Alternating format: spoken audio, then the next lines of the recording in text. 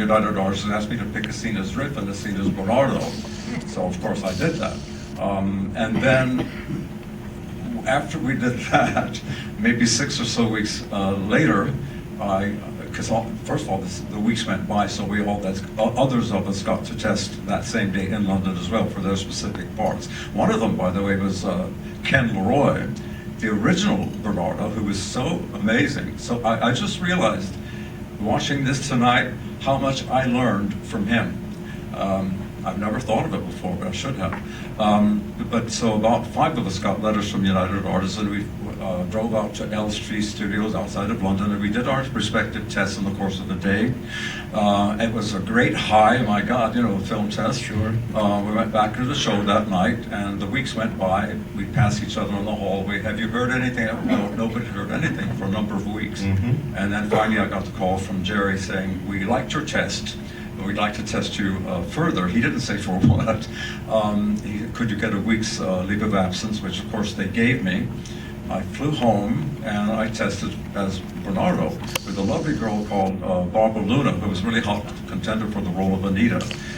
I met Robert Wise for the first time. Jerry directed the test. Jerry, I owe my life to Jerome Robbins. You know this is a Minority Report, right? I mean, speaking well of Jerome Robbins, that doesn't happen very often. You know that, right? No. Yeah. But so anyway, I was home for a week. I got to see my mother and my father, and I got to see my family. Then went back into the show as Riff again. It was so much fun to go back and forth that way. And then the weeks started to go by, and it took, I got a letter from Robert Wise saying, we're sorry we haven't let you know anything, but we feel we have to cast the role of Maria before we cast her brother. So, and they finally did cast Maria before they cast Bernardo before they cast Maria because of time. So I got a telegram one day, about 6 or 7 weeks later, telling me I had the role of Bernardo in the movie, and that was an amazing thing. All right, now you're still acting with Ken Leroy every night, 8 performances a week. And what's Ken Leroy's reaction when he finds out you're playing Bernardo? I don't know what his reaction was. Hey, if it was me, I would have been disappointed. So I imagine he might have felt some disappointment, Disappointment But is a euphemism. Yes, you're right. All right, so now during the filming, were any of the creators around? I mean, Bernstein, Sondheim, Lawrence?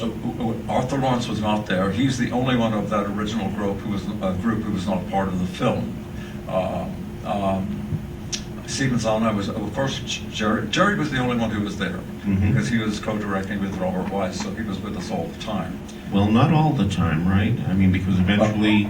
Yeah, there was a point where Jerry was unbelievably fired, but thank goodness after we had done a good amount of the filming, so they had quite a bit of Jerry's work on film, and it was, I guess, sort of safe to let him go. The reason he was, I hate that word, fired, is because he's such a perfectionist with himself first, and he was just taking too much time.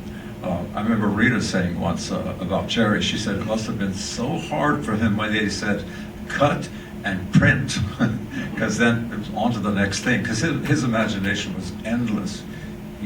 Being a perfectionist, he could always keep working on something forever.